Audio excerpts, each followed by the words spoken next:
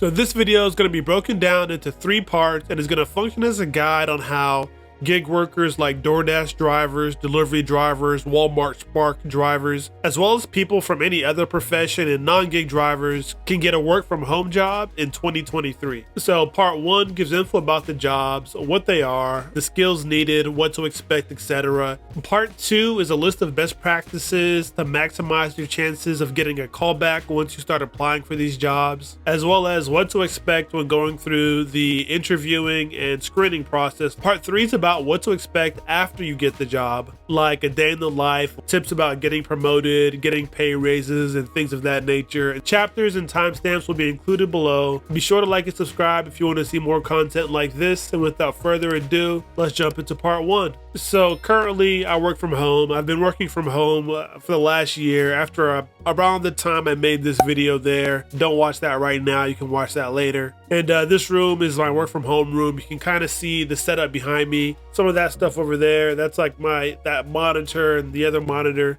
that's my home office setup. Now, my work from home job is basically working for a healthcare company. In my current position, I earn about $20 an hour. I save a good amount of money not having to commute to work, not having to worry about lunches. So as far as my work responsibilities, I help people with their medications that order prescriptions by mail order. I give patients and other health professionals information about how their insurance plan works, what medications are covered, what the copays are, and things like that. I help pharmacies approve medications that patients are trying to get at the retail pharmacy stores, like a CVS or a Walgreens, and then other just general account updates and management, like updating addresses, emails, phone numbers, things of that nature. For anything extra, they go to a pharmacy tech or a pharmacist. And of course, I didn't know anything about healthcare when I started this, so they train you in all of this stuff. Now, currently my position is on the phones, and there's some days when my calls are back to back, but then there's other days where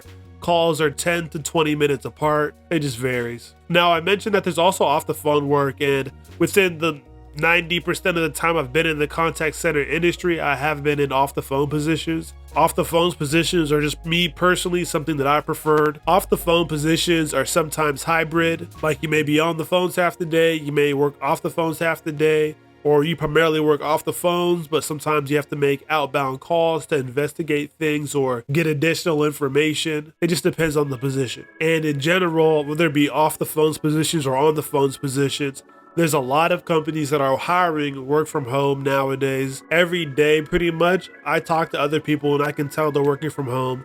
I shouldn't be able to tell, but I can tell. Like, you hear their dogs barking, you hear the TV, you hear the kids, you hear the baby. Just the other day, I'm pretty sure I heard a game of dominoes in the background. But these are just the things I experience. You can just go look up these companies, look up remote jobs, work from home jobs, customer service, remote, any type of combination of those words in these companies, and you should find some opportunities. So companies, CVS, Aetna, Walgreens, Optum, United Healthcare, Amazon Pharmacy. There's a lot more as well, but generally I'm finding that a ton of healthcare jobs are now work from home. And also, just my personal opinion, healthcare gives you a good pivot point for future job opportunities because we live in a healthcare society. But speaking of skills and long-term skills, the type of skills that you need to be successful in this type of job are pretty straightforward. So to be successful in these phone jobs, you're going to need some soft skills. You're going to need computer navigation skills. You're ideally going to be able to know how to talk and navigate through multiple systems, multiple windows at the same time. Ideally, you're going to want to be able to talk and type at the same time. Now, if you're very familiar with and know how to use keyboard shortcuts to navigate, it's going to be a walk in the park for you. It's going to be a piece of cake. Alt-Tab, Control-C, Control-V, Control-X, all of that type of stuff, and you can type. Easy job for you. And outside of that, they teach you the important things that you need to know in training, all of the things that you need to make sure you don't say, or the things that you need to make sure that you do say. They go over all of that in training. Training is paid. They do send all the equipment to your home for free. You do need to be able to hardwire your PC, as far as like hardwire Ethernet, plug it into like an Ethernet cord, into a router. If you have a Wi-Fi only internet at home, they may not let you do that. Double check. Every company may be different. Additionally, some companies will even install like a second connection just for business internet, and they'll pay for it. just to ensure that you have a solid connection. But usually you have to have your own connection at least to start with the company. So that being said, I do encourage you to apply for these jobs. I think they're good money. I think they're easy money. If you live in a low cost of living state, I definitely recommend it. And if you do apply, here's a couple of best practices that I'd recommend you follow. Now, these best practices are things that I've crafted over my years of applying for jobs, getting interviews, etc., but also integrating ChatGPT. Now, when it comes to applying for jobs, my point of view is that getting interviews is a skill, interviewing is a separate skill. But for this video, we're just talking about that first skill of getting interviews. Especially without having a referral or an inside person, a big part of that process is essentially you versus a computer. When you submit your resume or you submit your application, it goes through what's called an ATS, or an applicant tracking software, that essentially is going to screen your resume against what the company is looking for, give it a score, and either move it along or it won't. I'm going to give you some tips to help you get the highest score you can when you're facing that computer. So the method I'm about to show you, I've used it to fill out applications and I've gotten dozens of interviews for it. Now, me being not that great at interviewing is a separate topic that we're not going to talk about on this video, but I can get an interview. So nowadays we have this wonderful thing called ChatGPT that essentially we can automate this process. In my days, I had to do this manually. So here's what you do. You find a job description, you copy that job description, you paste it into ChatGPT, and you ask it, what are the top 25 keywords that an applicant tracking software will look for in this job description. So now what you want to do, when you get that list of the 25 keywords with the help of ChatGPT, you want to add those to your resume so that you can get a higher score from the applicant tracking software once you submit your application. Now, additionally, if you're adding DoorDash or your time as an independent contractor to your resume, a couple of recommendations. Me personally, I would put that I was an independent contractor, not a DoorDash driver. And then under my time as an independent contractor, I would put that I contracted with multiple companies, and frame it as somebody owning their own business, and then also framing it as the customer service business, since all these positions we're applying here for are essentially customer service positions or serving customer related. Now, additionally, when I want to go add this information to my resume, what I would do is actually I'd look up the job descriptions that DoorDash or Walmart Spark has out there. I'd rip them, put them into ChatGPT. I would tell ChatGPT to use these job descriptions to make a good resume bullet points. I would then add that to my resume. I would then go find some job descriptions, find those keywords, and have ChatGPT redo those bullet points with those keywords. But basically, for every job you want to apply for, you want to update your resume, you want to have ChatGPT do it manually. It'll take you some time, but at least I do recommend adding a manual touch or a manual review just to make sure it sounds like it was written by a person and not a computer. Now, the main piece of advice I recommend when it comes to applying for jobs, it's a volume game, it's a numbers game. So just master the process, trust the process, and especially for entry-level positions, you should get plenty of callbacks, plenty of interest. And another bonus tip, especially for a lot of these positions, if you don't have any other customer service experience, that DoorDash, Uber Eats, gig working, delivery driving experience, make sure you frame that all as customer service experience so that when it comes to that job offer negotiation, tell them that you want to be compensated for that experience. It may not always work, but when it does, you're looking at dollars extra per hour. Now, once you do an application and they do follow up with you, they typically will first reach out like an HR recruiter to screen you, ask questions about like, do you know what you're applying for? Do you understand the position? What's your wage requirement? But especially nowadays, most of these postings have the actual rate or the wage range on the job postings. A lot of these are between, I would say,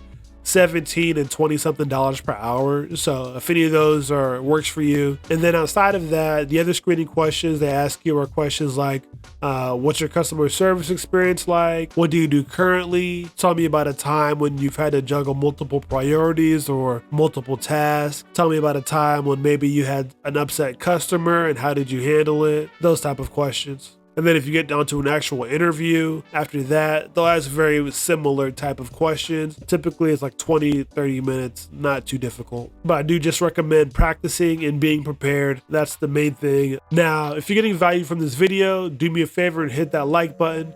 If you want to see more content like this, be sure to subscribe to the channel as well. Now, part 3. Now, for me, a day in the life, I work 4x10s, which are 4 days a week, 10-hour shifts. Right now, I work 6 a.m. to 4:30 p.m. Wednesdays, Thursdays, Saturdays, and Sundays. So on my days off is when I do gig work, Monday, Tuesdays, and Fridays, as well as after work. So honestly, I do gig work almost 7 days a week. I typically wake up 30 to 45 minutes before I have to clock in for work. I make my coffee, walk my dogs, eat my breakfast, and get started. Now, in the contact center environment, the 3 main things that you're evaluated on are your customer service skills, being accountable for your time, and following policies and procedures. 80% of the calls are about the exact same thing, so within 1 to 3 months, you can typically develop a rhythm, figure out the fastest way to do those routine calls, and then you're just looking at really learning the one-offs, that little 20% of stuff that you won't get every day. You'll get once a month, once a week, twice a year, etc. Now, don't get me wrong, although this job is a cakewalk, you will occasionally get an upset customer, but that's like once or twice a month. It's not a daily, it's not a weekly, but at least they have a little bit of reason to be upset. It's about something related to their health. Nonetheless, like I said, though, that's once or twice a month. And with this position, at least with my company, after 12 months, you're eligible to get promoted. Now, within the contact center environment, it's very easy to get promoted. They're consistently looking for people to promote because these places have very high turnover. It's just the nature of the job, and not necessarily because the job is bad and people are fed up. It's just that the fastest way to make more money is to job hop and to go apply somewhere else. Now, like I said, my company is 12 months. I've had other companies I've been with where it's been 6 months. So just depends on your organization. And also, as I said, the best jobs are off the phones. So sometimes people are just looking to get off the phones. With that being said, that can be a position vertically. It can also be a position laterally. Sometimes people aren't looking to be responsible for other people. They're not looking to get into management, but they do want to make more money. So that's the other piece that's good about this, is that you can also go vertically into positions that are called supervisor equivalent positions, where you get paid like a supervisor based on the task you're doing and based on your responsibility, but you don't have anybody reporting to you. And since work from home jobs have been such a big thing since the last 3 years, there's endless opportunities, whether you want to stay with your company and move up, or you want to go to other companies, bounce around. Because like I said earlier, job hopping is currently the fastest way to raise your wages. Nonetheless, if you're not interested in any of that, you just want to find something stable and chill, well, you still get annual raises, you still get your 401k match, you still have the opportunity for overtime. Bonuses and incentives seem to be a big thing in call center culture. And back in the day, you used to be giving out TVs and all types of other stuff. Now that we're all work from home, they're just giving out more money. And then you also have a quarterly incentives. Me, I've hit that incentive every month since I've been with the company. So if you're decent at your job, you're going to get it regardless. But if you want to learn why full-time gig workers may want to consider looking at work from home jobs as a backup plan, then watch this video now.